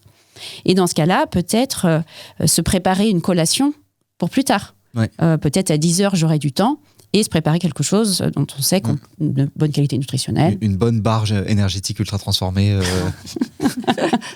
Mais cette question des rythmes, là, des repas, Ouais. et c'est vraiment une question qui... On y vient là, on y vient. Bon, on est dans vas-y, ce chapitre. Non, vas-y, t'as fait la transition. Très bien. Mais non, c'est une vraie question de recherche à l'heure actuelle. C'est-à-dire qu'on s'est beaucoup historiquement intéressé à, qualitativement, ce qu'on mange, ce qu'on a dans l'assiette, mais finalement, effectivement, le comment on le mange, dans quelles circonstances et là, à quelle heure, c'est intéressant aussi. Et il y a des travaux expérimentaux assez bluffants qui ont été faits chez la souris, qui montraient que lorsque un groupe de souris était nourri avec exactement, donc 2 groupes de souris nourris avec les mêmes calories, lipides, glucides, etc., mais l'un a des horaires aléatoires sur les 24 heures, y compris la nuit, un petit peu tout le temps, et l'autre groupe, même nourriture, mais à heure fixe et que la journée, eh bien, la prise de poids dans les 2 groupes n'était pas du tout la même, avec une prise de poids allant jusqu'à l'obésité de ces animaux chez ceux qui sont nourris de manière anarchique. Et donc, ça nous a quand même fait penser qu'on aimerait bien voir ce qui se passe chez l'adulte. Et donc, dans l'étude Nutrinet Santé, on a un collègue dans l'équipe qui travaille sur ces notions-là et qui a montré, parce qu'on collecte toutes les heures des repas de tout ce que les gens consomment dans cette étude. Il y a plus de 180 000 participants qui répondent à des questionnaires régulièrement, Nutrinet Santé. Et d'ailleurs, on recherche toujours de nouveaux volontaires. Nutrinet-santé.fr. C'est en description. Super. Et donc, dans cette étude-là, on montre effectivement ce que disait Sandrine. Plus on va manger tôt, commencer à manger tôt dans la journée et avec une plage de temps plus limitée sur les 24 heures, pas grignoter tout le temps du jour et de la nuit, eh bien, plus ça semble associé à un profil plus favorable par rapport à différents cancers, maladies cardiovasculaires et diabète. À confirmer, okay. On n'en est pas encore aux recommandations fermes, mais ça semblerait aller dans ce sens-là. Oui. Alors, peut-être ce qu'on peut ajouter, c'est que ce qui complique encore un peu l'affaire, c'est qu'on a des profils, alors ce qu'on appelle le chronotype dans notre jargon, là, un peu différents. C'est-à-dire que, alors dans le langage commun, on dit je suis plutôt du matin ou moi plutôt du soir. C'est un peu vrai pour la nutrition aussi. Et donc, on touche aussi une autre notion, c'est que on n'est pas tous égaux, en fait. Et peut-être qu'il y a des personnes pour lesquelles, effectivement, cette répartition plus sur début de journée ou d'autres, plus le soir, serait peut-être plus favorable. Et ça, on ne le sait pas encore très bien. Et d'ailleurs, c'est pareil pour l'activité physique. C'est-à-dire qu'il y a des personnes qui vont bénéficier plus d'une activité physique le matin ou d'autres plutôt en fin de journée. Donc ça touche aussi cette notion d'individualité. Et alors, on pourrait rejoindre un terme qui est nutrition de précision, c'est-à-dire des groupes dans lesquels on peut avoir finalement des approches de conseils nutritionnels plus adaptés aux caractéristiques biologiques des personnes. J'allais repartir sur autre chose, mais peut-être que tu as une question dessus. Moi, j'allais juste dire qu'il y a quand même un groupe de travail qui s'est réuni il n'y a pas très longtemps. Donc la question des rythmes, elle est finalement assez récente en recherche. C'est ce que tu as dit, Mathilde. Mais il y a un groupe de travail qui s'est réuni à l'ANSES et qui a réalisé un rapport qui est assez récent et qui a fait des recommandations. Donc, c'est pas encore des recommandations officielles. Mais dans les recommandations basées sur le peu de données de la littérature, il commence à en avoir, mais ça reste pas énorme, c'est quand même que le dernier repas du soir, 2 heures avant de se coucher, serait favorable et donc à recommander. Également... Donc, il faut le faire. C'est ça. Il faut le faire. Enfin, il faut le faire. On avait dit pas de il faut. Des recommandations. Des recommandations. On voit que c'est favorable pour la santé, que ça a un intérêt pour la santé. Donc le sauter, c'est défavorable ? Alors ça dit pas ça. Ça dit qu'il faut pas manger juste avant de se coucher. Voilà, manger juste avant de se coucher. Ce que disait ta grand-mère, je pense, non ? Il faut plus de 2 heures. Il faut plus de 2 heures, voilà, entre le repas du soir et le moment de se coucher. Ok, donc en fait, on mange globalement quand on veut. Enfin, chacun est différent. Donc, en fait, si moi, mon déjeuner, je préfère le faire à 11h parce que j'ai envie de manger à ce moment-là, j'ai envie de bien manger à ce moment-là, je le fais. Même si c'est pas midi et demi, bah tant pis. Et si à l'inverse, c'est 14h, c'est 14h. Mais par contre, important, je laisse au moins 2 heures avant de me coucher. En gros, dans l'idée. C'est ça ? Dans l'idée. C'est des conclusions d'un premier groupe de travail. Ouais. Ça n'a pas encore été transformé en recommandations nutritionnelles. C'est pas encore dans le PNNS, par exemple. Voilà. C'est pas encore dans les recommandations officielles. Mais c'est vrai que oui, les preuves s'accumulent en ce sens-là et on va continuer la recherche. On reviendra l'année prochaine ou dans 5 ans peut-être. Faire une update. Voilà. Okay. Et il y a la question aussi des rythmes, de la régularité des rythmes, c'est-à-dire, donc là il y a quelques données aussi, il y a un certain nombre de données, de manger avec le même rythme tous les jours. Pas un jour manger le repas du midi à 11h et puis un autre jour à 3h et puis voilà, essayer de garder un rythme un peu régulier. Mais dans les grandes lignes. Ok. C'est vraiment dans les grandes lignes. Mais donc, un truc que je retire du coup, ça me fait penser un peu à la vidéo sur le sommeil où on a effectivement abordé les chronotypes. Et on s'est rendu compte que il n'y avait pas de règles techniquement. En fait, c'est juste la société nous impose une sorte de règle. Là, c'est un peu pareil. C'est-à-dire qu'en fait, midi et demi, 13h ou 20h, c'est presque arbitraire. Et en fait, la société s'est calée là-dessus, mais peut-être que moi, mon truc, je suis censé faire 11h et 18h, par exemple. Oui, il y a des différences individuelles. Après, les rythmes des hormones qui sont fabriquées par elles ont aussi un rythme biologique. Ça a été quand même bien étudié il y a quand même des années. On parle du cortisol ou d'autres. Elles ont un rythme biologique. Et donc, je pense qu'aussi, le fait qu'on ait donné aussi ces rythmes correspondent également à ces rythmes biologiques nos cellules ont un rythme biologique qui existe. La société, finalement, s'est structurée autour des rythmes, des besoins des individus. Ouais. Donc. Mais là aussi, de toute façon, c'est Sandrine la mieux placée pour parler de ça, mais là aussi, on ne va pas demander aux gens de doser justement leur cortisol, etc. C'est ce qu'on a objectivé d'un point de vue recherche. Mais du coup, le fait d'écouter ces signaux de faim, de satiété et son rythme, c'est sûrement la traduction de ce qui se passe au niveau biologique. Okay. On ne va pas les doser toutes les 2 minutes. Voilà, on a un indicateur très fiable de ce qui se passe dans le sang, finalement, c'est la faim et la satiété. Okay. Et ça, on peut les écouter. Mais on en parlera peut-être tout à l'heure. Ou maintenant. Alors juste avant qu'on en parle,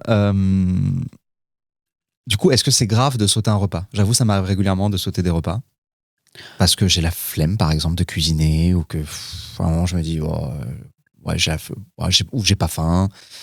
Et du coup, ça me fait un peu toucher au jeûne intermittent presque, mais bon, même si je voulais qu'on en parle plus tard, mais c'est peut-être le bon moment pour en parler. Voilà, est-ce que sauter des repas, même régulièrement, c'est un problème ?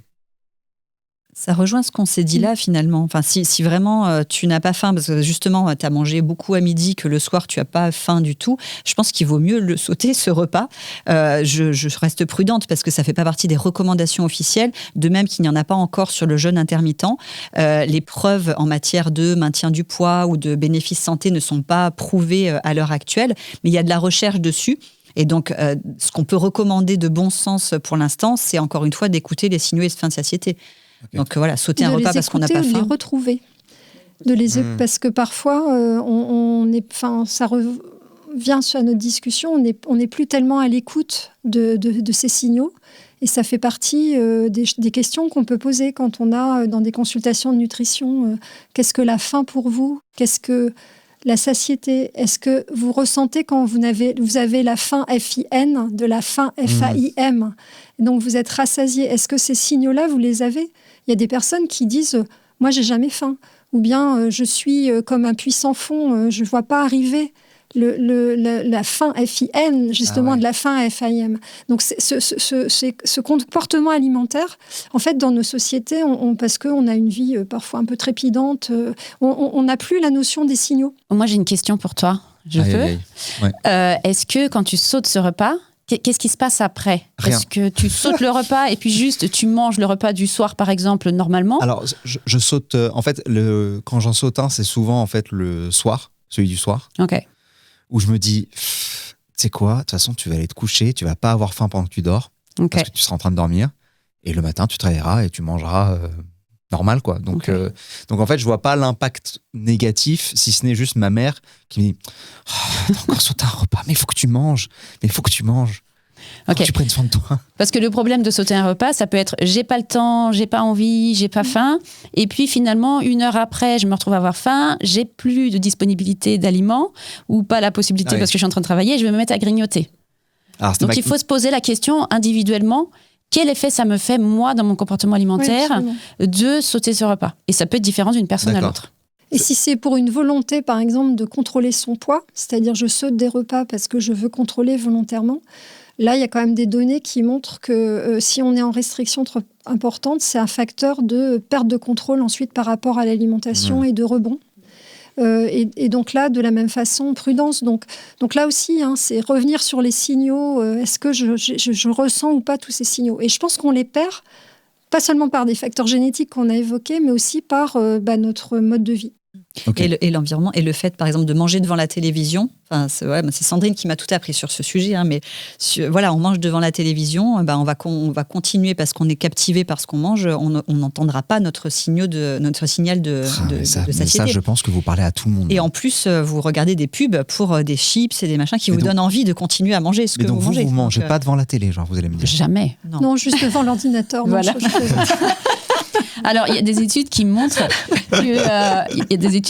que on mange pas forcément beaucoup plus sur le moment quand on est absorbé par la télévision. C'est une étude qui a été faite sur la télévision, justement. Par contre, on mange plus au repas d'après. Et le mécanisme, ce serait que on n'a pas en mémoire le fait qu'on a mangé.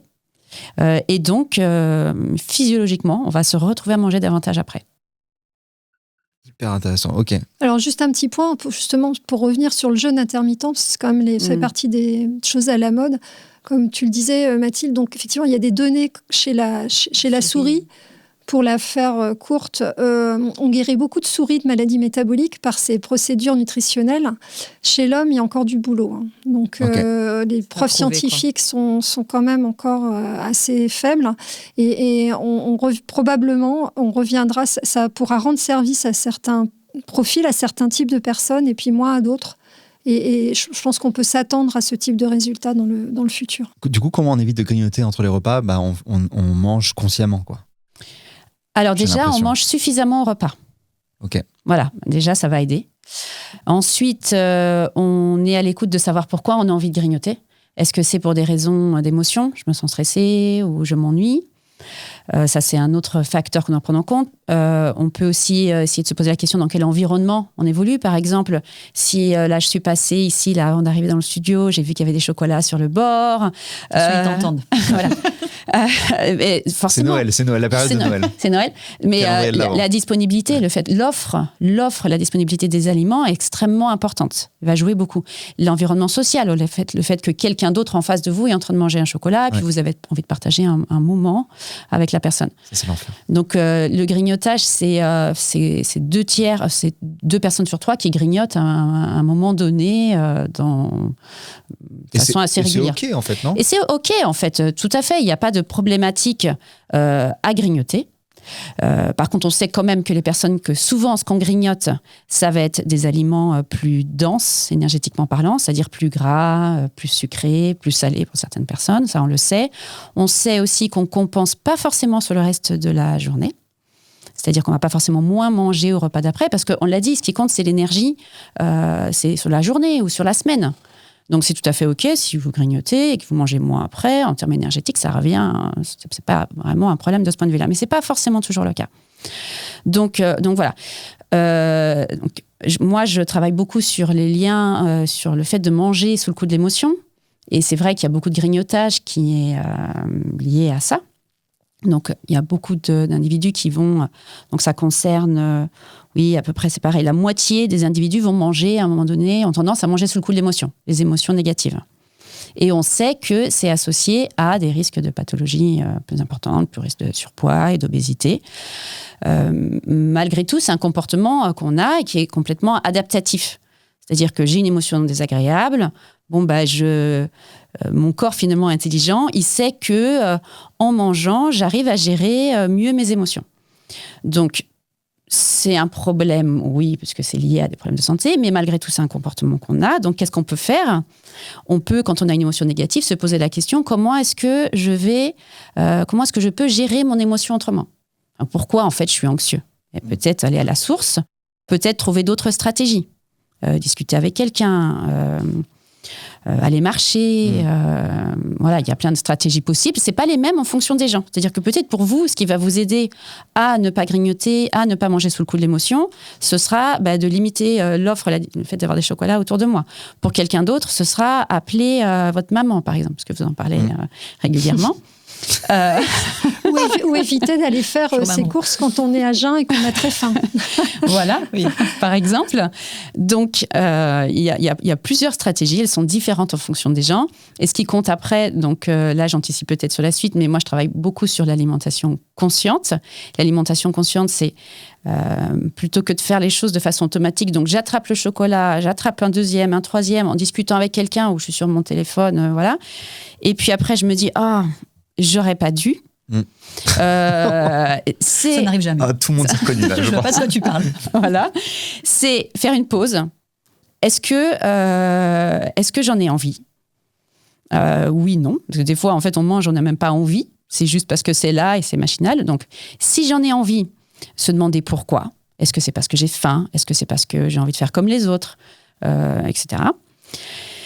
Et ensuite, prendre la décision consciente de le manger. Donc, peut-être que, en fait, je sais que ça va m'aider à gérer mon anxiété. Bon, moi, personnellement, je mange, quand je suis anxieux, je vais avoir tendance à manger du chocolat. Je sais que c'est ma façon de gérer, une des façons que j'ai de gérer mon anxiété, et c'est OK, en fait. Puis, c'est OK, je mange mon chocolat. Je sais que c'est parce que je suis anxieuse, mais que j'ai pas trop de solutions sur le moment pour le gérer. Je le mange, mais je le mange en pleine conscience. Est-ce que c'est pas aussi juste parce qu'on aime ça ? Genre juste, on n'est pas anxieux, mais juste... mais j'ai juste envie. Mais ce petit chocolat qui fond là dans la bouche. C'est vrai que je ne l'ai même pas abordé, mais tout à fait, juste parce que j'ai envie, en fait. Et c'est OK. Mais si j'ai envie, je vais le manger vraiment en faisant attention. Et on se rend compte, et vous pourrez faire le test chez vous, vous posez la question, quand je mange ce chocolat ou cette chips, est-ce que vraiment je suis attentive ?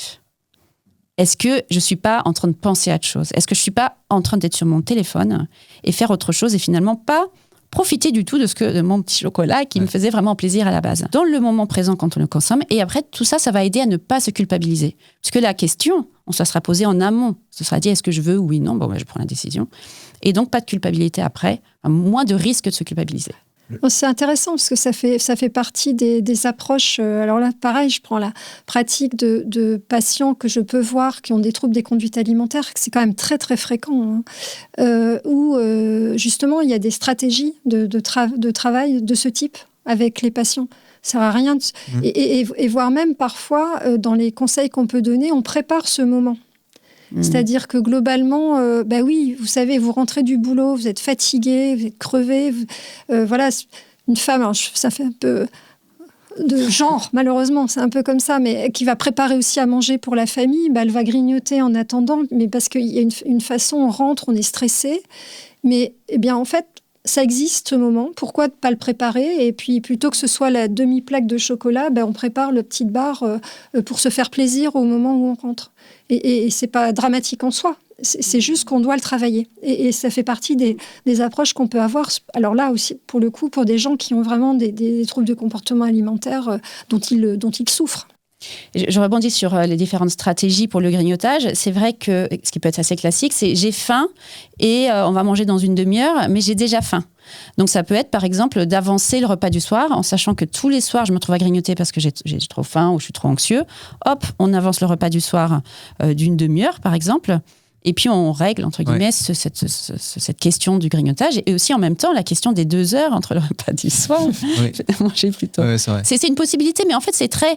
Il n'y a pas de solution pour tout le monde. C'est vraiment important de savoir comment on fonctionne et d'adapter à son mode de vie et à son fonctionnement. Je pense à toutes les personnes qui regardent cette vidéo en mangeant et qui sont à chaque cuillère. Là, ok, vas-y, pense bien à ta... il faut qu'ils pensent à reposer la cuillère. Il y a une technique, c'est de reposer la cuillère et c'est se dire, est-ce que j'ai pas remis une deuxième bouchée avant d'avoir terminé celle d'avant. Et on se rend compte, en fait, qu'on le fait. On fait ça souvent. Et il y a une question sur les repas du soir. Il y a un peu ce mythe, donc je ne sais pas si c'est vrai ou pas, que genre c'est mieux de manger léger le soir. De pas manger trop lourd pour je ne sais même pas quelle raison, en fait. Peut-être pour des questions de prise de poids ou j'en sais rien. Mais est-ce que ce que je dis là, ça a un sens ou est-ce que non, il faut de toute façon, c'est ce qu'on a dit au début, c'est-à-dire que on regarde la moyenne et on regarde plusieurs repas de suite.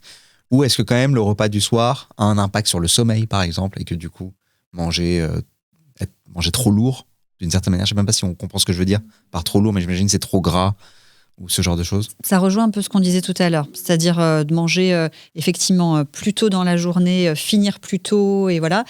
Oui, probablement que sur la qualité du sommeil, et en tout cas sur les aspects métaboliques, c'est ce que dit le rapport de l'ANSES, manger un gros repas lourd juste avant de se coucher semble pas favorable. Donc ça rejoint un petit peu le côté des rythmes aussi. Et a priori, il y a des données aussi sur la digestion. Oui, en fonction de la composition, sur les aliments effectivement un peu plus gras, lourds, et la qualité du sommeil.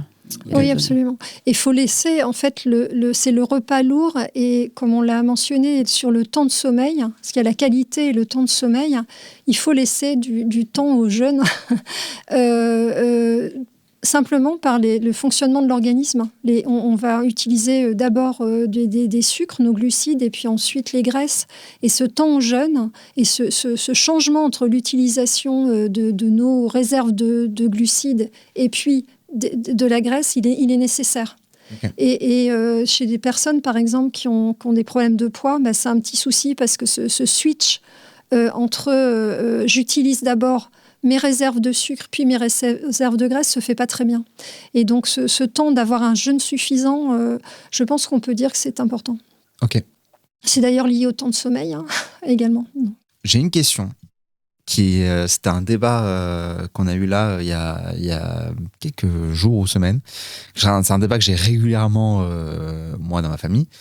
C'est les sauces de pâtes, par exemple. Donc, les sauces de pâtes, on les ouvre, on n'utilise pas tout le truc de sauce de pâtes parce qu'on n'a pas fait des pâtes pour 10 personnes. Et on met au frigo. Combien de temps je peux laisser ces sauces de pâtes au frigo avant de les remanger? Parce qu'en fait, il y a deux écoles. Il y a l'école, au bout d'une semaine max, quoi qu'il arrive, c'est ciao. Et il y a l'école, non, si l'aspect est bon, l'odeur ça va et visuellement je vois rien, on peut goûter un petit peu, et si c'est OK, c'est OK. Même si ça fait longtemps. Si vous savez lire, en principe, c'est écrit. Voilà. Voilà. Non, mais ça, c'est question suivante. Non, c'est bon, cherche pas, t'as perdu. Non, ça, c'est quand on les ouvre pas. Mais là, je parle. Non, quand on les ouvre, après ouverture, pas plus de 4 jours. Consommée au bout de quelques jours. Et souvent, c'est pas très long. Ouais, et ça, je pense qu'il faut pas. Enfin, après, chacun fait ce qu'il veut chez soi, mais il y a quand même des consignes, notamment de l'ANSES, etc., sur les rythmes les risques microbiologiques, où on a intérêt à pas trop jouer avec ça. Donc, je pense qu'il faut vraiment. C'est souvent écrit suivre les consignes là-dessus. La durée de consommation quand on a ouvert. Après, vous avez aussi deux types de limitations, entre guillemets. Vous avez les indications de à consommer avant ou à consommer de préférence avant. Et ça, c'est pas les mêmes risques derrière. Donc, généralement, quand c'est à consommer avant, là, il y a un vrai risque microbiologique. Alors que si c'est à consommer de préférence avant, là, même si vous le consommez après, c'est pas dramatique. La question, c'est un peu une question plus organoleptique, de goût. Okay. Ou texture, ça va commencer à trier, ce genre de choses. Voilà. Donc ça, c'est aussi un critère à prendre en compte. Les arguments des gens qui me disent « mais non, c'est bon, regarde juste l'aspect, regarde, tu peux y aller, etc. » C'est aussi, ils disent ça booste le système immunitaire, ça permet d'avoir un bon système immunitaire. Il faudrait faire une étude. Je pense, les risques sont plus importants que le gain. Si vous voulez avoir un bon système immunitaire, mangez varié, des aliments de bonne qualité, faites du sport, dormez bien, et puis ça suffit normalement. Ça sera très bien. Produits périmés. Voilà. Ça fait pas partie des recours. Évitez le stress. Évitez le stress. On pense quoi des alternatives light, donc sans sucre, etc. Là, on en est beaucoup revenu. Ça a été une période où on voyait effectivement tout light, que ce soit sur les matières grasses ou les sucres. Donc, les sucres, même les édulcorants, plus exactement. Et ça, maintenant, je pense qu'aujourd'hui, les données particulières, si on regarde les édulcorants, on s'aperçoit qu'il y a finalement un effet inverse des édulcorants, avec plutôt, finalement, c'est plus tellement recommandé, et avec plutôt un effet inverse d'aggravation, par exemple, de la résistance à l'insuline ou des risques de diabète. Il y a des données également, on y viendra après, sur le microbiote et l'action des édulcorants. Donc ces aspects allégés, finalement, je crois qu'on pourrait dire aussi un peu peut-être la même chose sur certaines yaourts sans graisse du tout, ça n'a pas tellement de sens, quoi. Donc on est revenu en fait de ces aspects-là.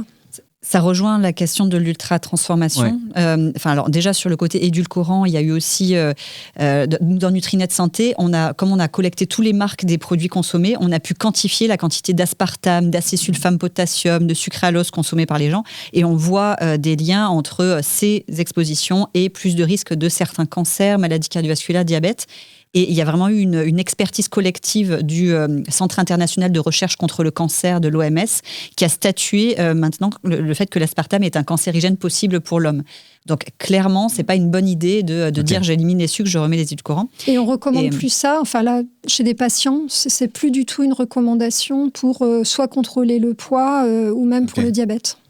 Et sur le gras, le côté d'enlever le gras, si c'est pour rajouter des émulsifiants, des carragénanes, etc., parce que pour avoir la texture onctueuse, à un moment, s'il n'y a plus de gras, il faut rajouter d'autres choses.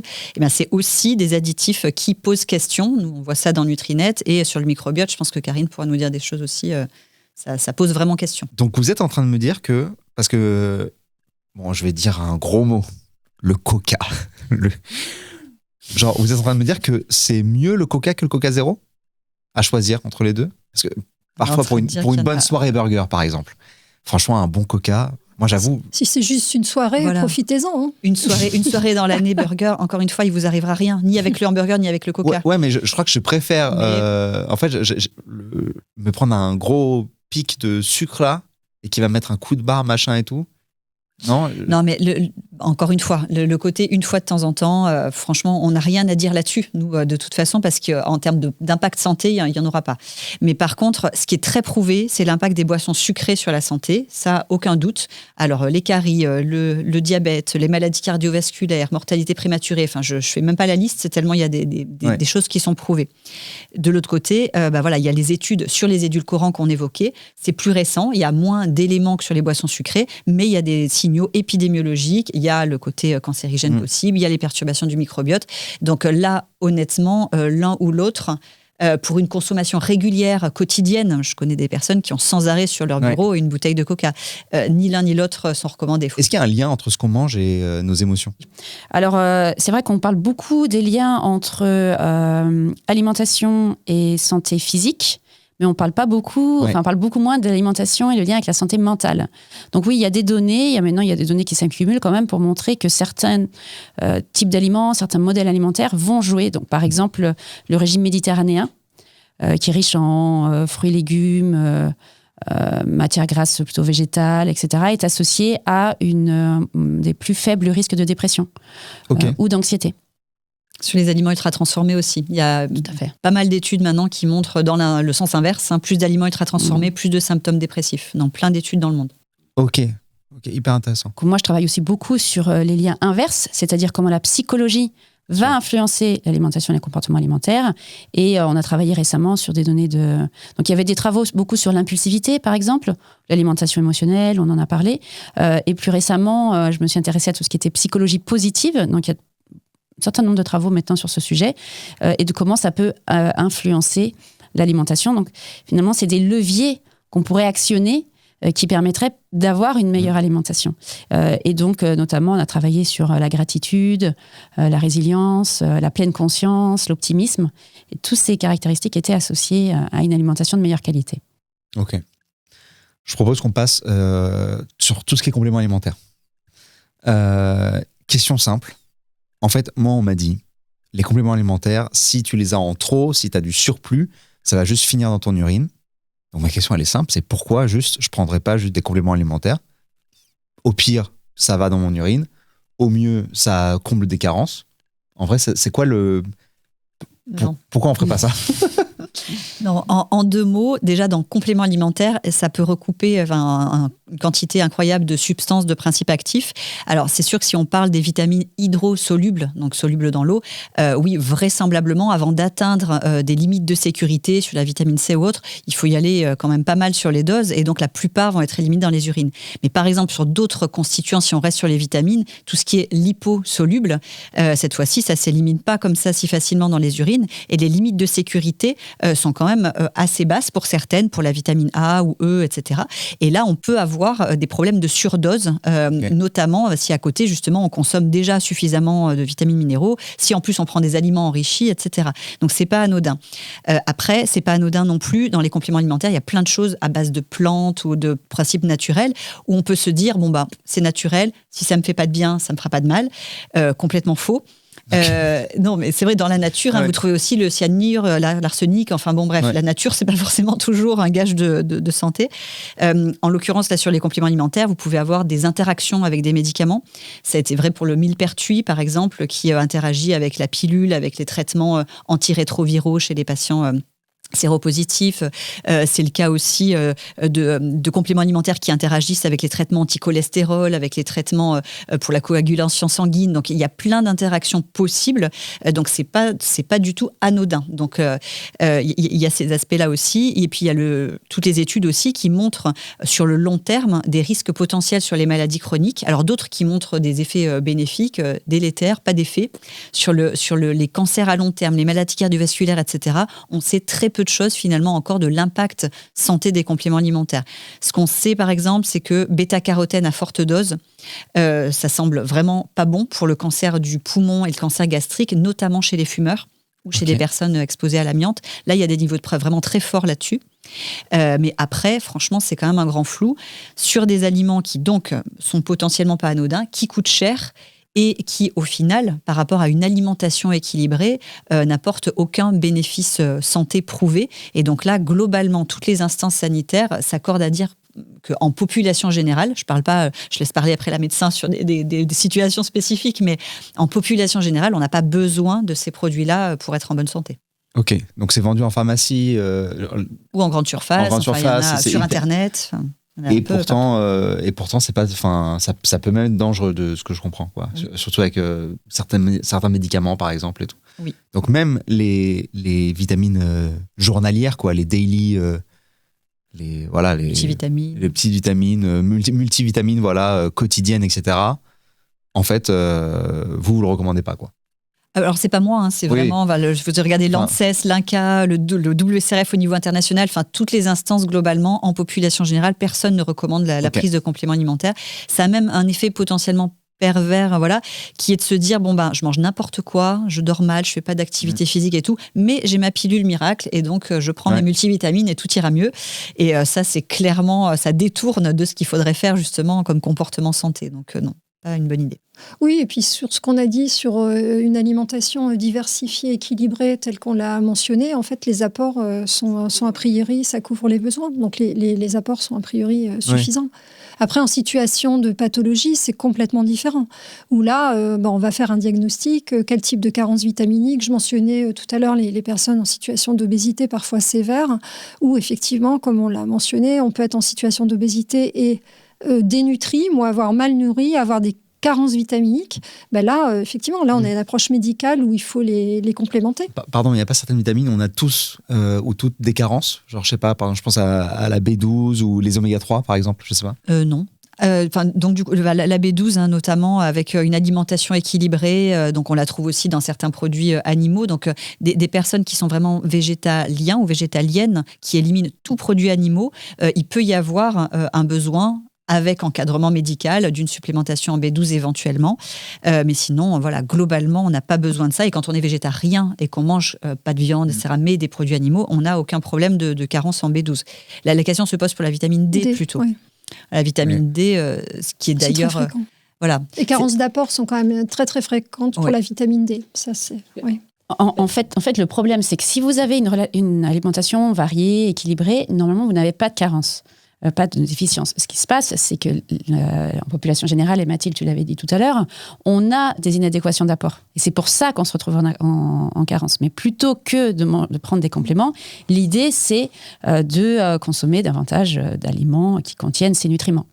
Après, il y a quand même effectivement les patients qui ont des problématiques, certaines problématiques. On a aussi certaines catégories de population, par exemple chez le nourrisson ou chez la femme qui souhaite une grossesse ou chez la personne âgée. On va avoir des besoins un petit peu plus importants et plus difficiles à couvrir. Donc, par exemple, pour la femme qui souhaite avoir un enfant, donc on va recommander de se supplémenter en folate, par exemple en vitamine B9. C'est un exemple, mais c'est des populations officiel, justement. Voilà. C'est officiel. Il y a des prescriptions officielles qui devraient être faites, parce qu'ils ne sont pas toujours. Mais on n'est pas en pathologie, parce qu'une grossesse, c'est pas du tout une pathologie, mais on est dans des situations particulières. Voilà. Ou les personnes âgées, c'est quand même très très fréquent d'avoir des carences en vitamine D chez les personnes âgées. Il peut être recommandé, et ça les médecins font ça très bien, de prescrire une supplémentation en vitamine D par exemple. Mais en aucun cas on s'auto-médicalise et on va s'acheter la vitamine D. C'est bien d'avoir un conseil par un expert. Quoi. Justement, il y a une question qui est venue dans les commentaires sur une alimentation spécifique en fonction des cycles féminins. Est-ce que ça vous parle ? Est-ce que alors, pas plus que ça, mis à part la problématique du fer. C'est-à-dire que vraiment, des règles très abondantes, on perd le fer qu'il y a dans les globules rouges. Enfin, voilà. Et donc là, pour le coup, il peut y avoir un besoin d'une supplémentation, mais qui va être aussi objectivé par un médecin qui va diagnostiquer une carence en fer, etc. Sinon, en tout cas, il n'y a aucune recommandation officielle, contrairement à la grossesse, aux personnes âgées, ostéopathiques, etc., pour dire là, pendant les cycles féminins, il faut se supplémenter. Il y a aussi tout ce qui est super aliments, là. Vous savez, spiruline, baie de goji, graines de chia, machin. Vous en avez sûrement déjà entendu parler. Qu'est-ce qu'on en pense de ça ? Est-ce que c'est vraiment des super aliments ? Déjà, on a parlé d'aliments super, déjà. C'est-à-dire les fruits, les légumes, les légumineuses. Oui, donc ça, c'est déjà pas mal. Non, enfin, il y a quand même là un effet marketing majeur. Super aliment, oui, alors ça fait penser à... Tout d'abord, je pense qu'on peut dire que les niveaux de preuve, quand même, de la même façon que ce qu'on a vu ce qu'on vient de discuter sur les compléments alimentaires, est quand même relativement faible. Ensuite, il y a des études sur certaines, je pense au maca, là, qui est une petite graine qu'on trouve en Amérique du Sud, où je pense à une étude chez des collègues qui l'ont donnée à des souris, c'est bourré de polyphénol. Et là, les animaux vont avoir des améliorations métaboliques. Donc, en fait, ces travaux peuvent être étudiés, notamment en lien avec le microbiote, d'ailleurs. La question, c'est que franchement, chez l'homme, on a peu d'éléments de preuve avec des études bien conduites, en tout cas à ma connaissance, qui disent que il faut consommer ces aliments. Encore une fois, on a parlé de plein d'autres aliments super. Donc. Okay. Et c'est ce danger toujours de faire croire qu'encore une fois qu'on va avoir le truc miracle qui nous détourne des vraies recommandations avec les choses prouvées sur les fruits et légumes, etc., etc. Est-ce que les végétariens doivent faire attention à quelque chose en particulier ? Alors, donc les personnes qui choisissent d'être végétariens ou végétariennes vont... Alors, il y a plein de types de végétariens, végétariennes, mais si on parle d'enlever la viande, et notamment la viande rouge... Et même le poisson, on enlève... on n'est pas pescotarien, on est végétarien. Ok. Alors, enlever... Alors, notamment tout ce qui est juste viande rouge, charcuterie, etc. Pour la santé, vraiment, c'est plutôt clairement une bonne idée, et pour la planète aussi. Après, les poissons, ce sont des aliments qui sont intéressants d'un point de vue nutritionnel, et notamment tu évoquais les carences possibles en oméga 3, etc. C'est une source intéressante, les poissons gras, d'acides gras oméga 3 pour la santé cardiovasculaire, mentale, etc. Mais les métaux qui sont dedans et tout. Alors, c'est pour ça que la recommandation, c'est 2 poissons par semaine, dont un poisson gras, et qu'on n'est pas sur du au moins, comme on le dit sur les fruits et légumes. Parce qu'il y a vraiment un ratio bénéfice-risque à respecter là-dessus. Okay. Bon, donc il y a ces aliments qui sont intéressants, mais on peut on peut avoir une alimentation équilibrée et qui couvre les besoins en micro et macronutriments, vitamines, etc., avec d'autres, dans tous les produits végétaux, et puis les autres produits animaux, des laitages, des œufs, etc. Là où se pose la question de carence potentielle, c'est une alimentation végétalienne très stricte qui éliminerait tout produit animaux. Donc vegan, quoi. Vegan, où on pourrait avoir sur la B12 ou sur le zinc des problématiques, et donc là, avec un suivi diététique, par un professionnel de santé qui peut s'avérer... Mais à t'entendre, déjà, j'ai l'impression que végétarien, oméga 3, c'est un peu plus dur à aller chercher puisqu'il n'y a pas les poissons. Il y a d'autres sources dans des huiles végétales qui peuvent être riches en oméga 3, des graines particulières. On peut trouver de toute façon, ou des noix, noix, amandes, noisettes, etc. Donc on trouve d'autres sources aussi pour ces bons lipides. Donc, le végétarianisme, clairement, maintenant, au contraire, on commence à recommander de plus en plus, pour des raisons de santé, pour des raisons environnementales, de limiter l'apport de produits animaux et de consommer beaucoup plus de produits d'origine végétale. Ça, c'est clairement des recommandations qui sont sur lesquelles on met de plus en plus l'accent. Il y a un rapport de l'ANSES qui est sorti récemment sur, justement, pour proposer des repères de consommation des groupes d'aliments pour les personnes végétariennes. et qui, effectivement, indiquait quelles étaient les problématiques, quels étaient les micronutriments sur lesquels on devait avoir une vigilance spécifique. Donc, tu les as déjà mentionnés. Voilà. Mais au contraire, on est plutôt dans une période où on va recommander de consommer moins de viande, enfin une période, parce qu'il y a des éléments de la science qui indiquent l'intérêt de manger moins de produits animaux. Juste un petit point sur la limitation effectivement, de la viande. Enfin, il faut penser aussi que la digestion de ce qui vient des végétaux ou de la viande, c'est pas tout à fait la même chose. Donc en fait, ce qui va passer dans le sang par rapport à ces carences vitaminiques, si on prend la vitamine B par exemple, enfin les vitamines B, c'est effectivement l'apport en viande est quand même un apport malgré tout. Et donc voilà, faut quand même garder en tête que le niveau d'absorption par l'intestin est pas tout à fait pareil en fonction de l'origine en fait des aliments. Et c'est pour ça qu'on dit qu'il faut parfois limiter en fait ces apports et peut-être pas complètement supprimer, notamment pour certains états physiologiques.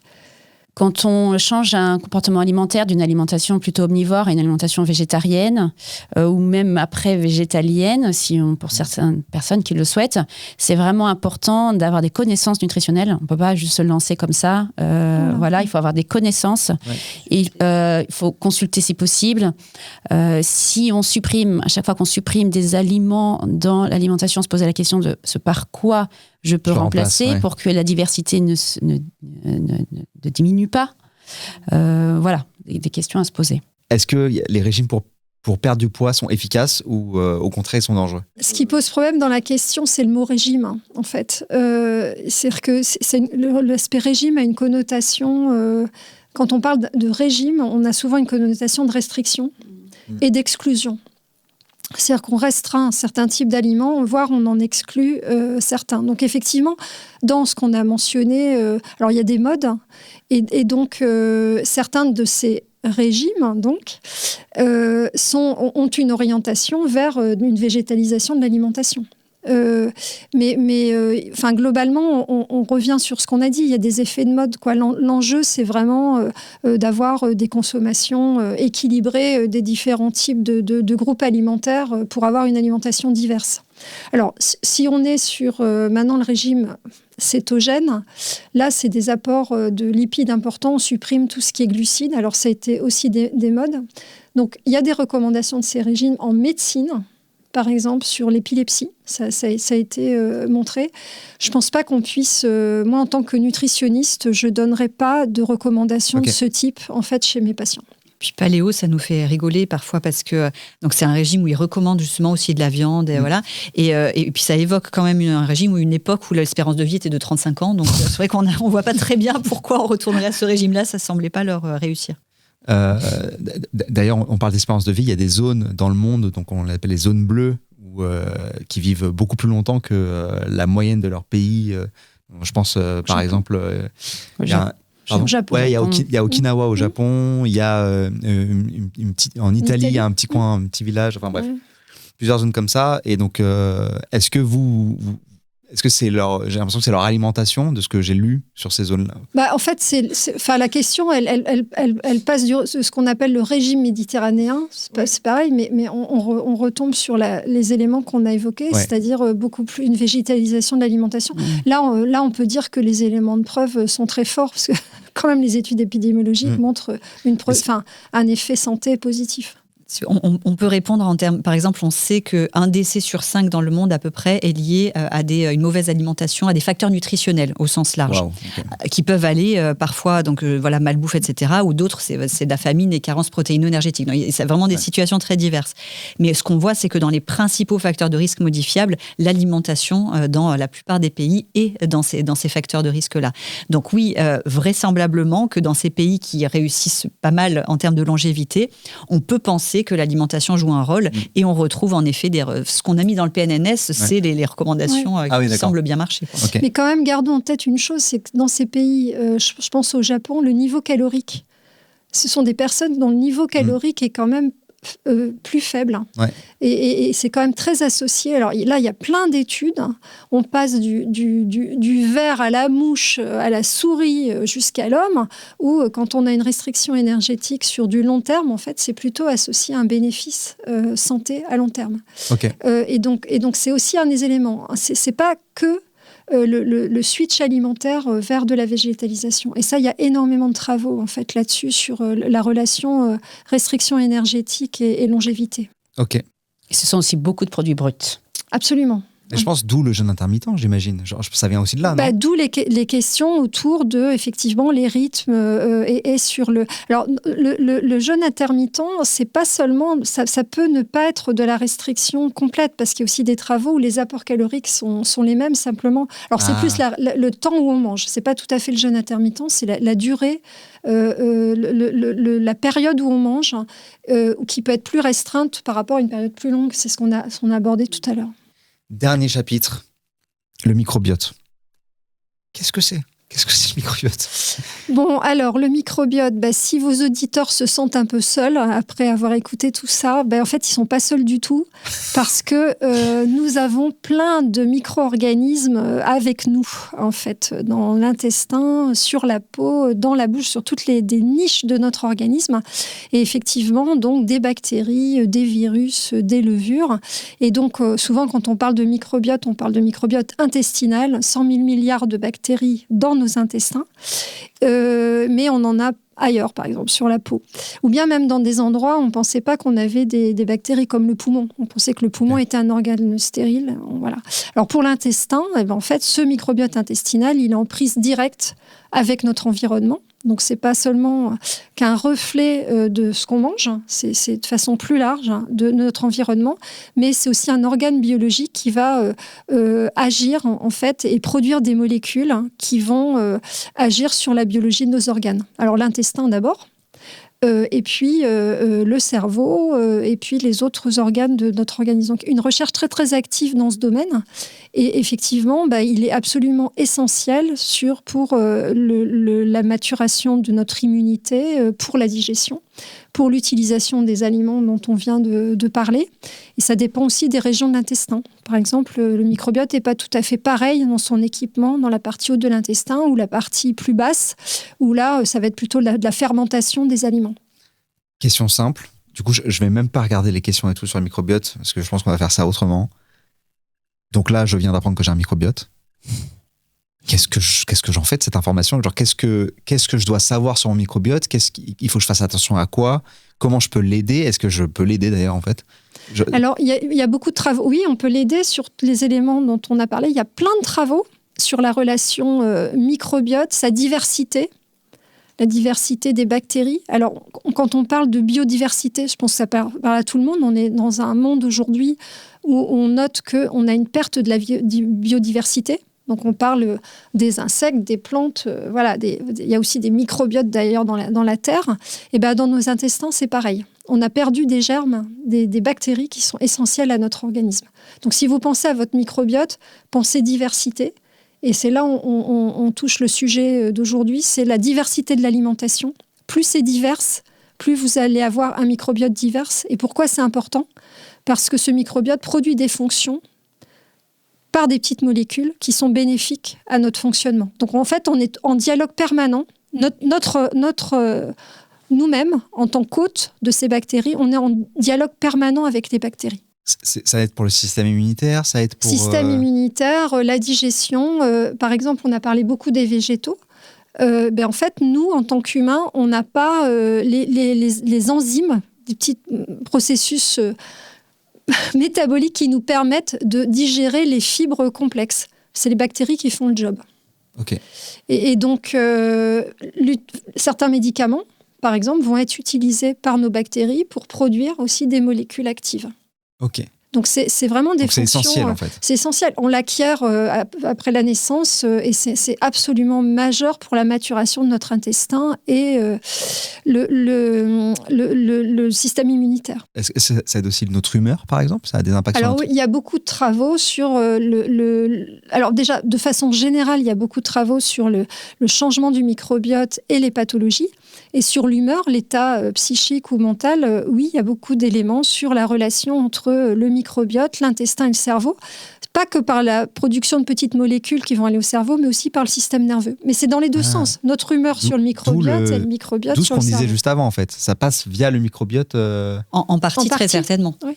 Et quand on parlait tout à l'heure des aliments ultra transformés, de certains additifs alimentaires, là il y a vraiment des études qui objectivent, alors soit sur des microbiotes in vitro ou bien même sur l'animal ou sur même de l'humain, sur des essais à court terme, des essais cliniques à court terme, qui montrent l'impact délétère de certains émulsifiants sur le fait que le microbiote est altéré en termes de diversité, etc.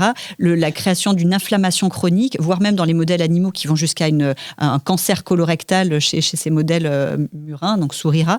Donc on a vraiment là des effets sur la santé quand on dit les aliments ultra transformés, la santé. Certainement que le microbiote est un des médiateurs vraiment très importants.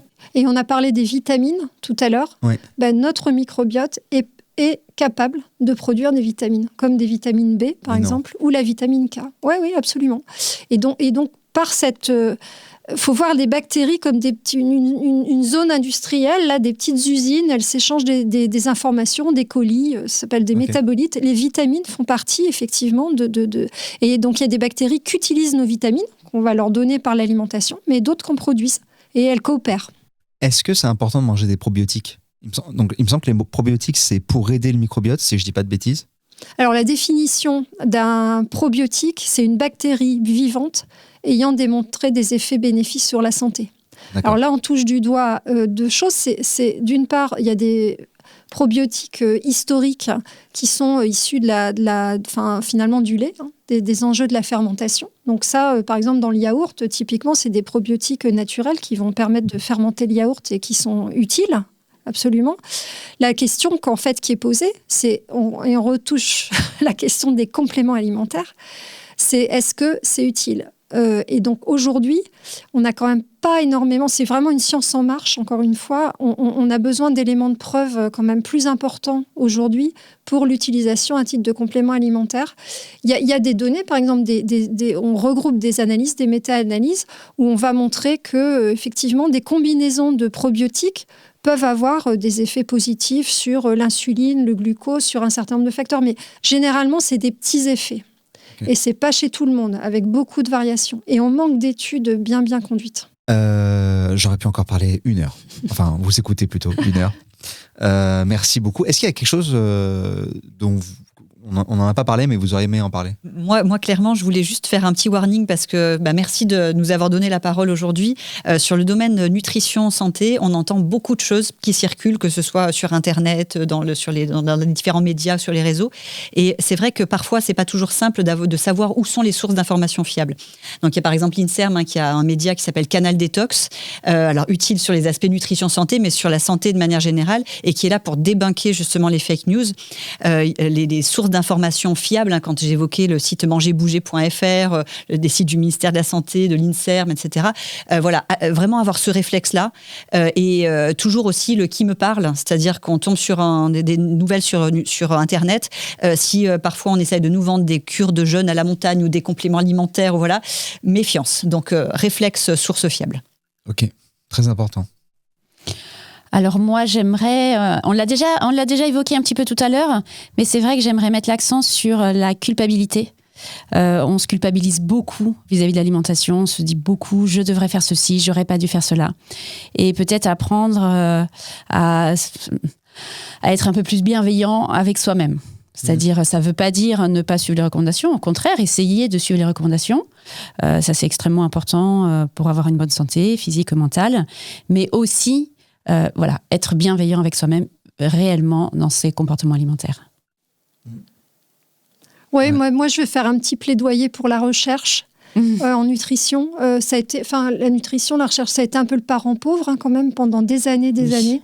et c'était pas tellement considéré comme une science noble. C'est une science noble et il y a beaucoup de travaux qui sont en cours.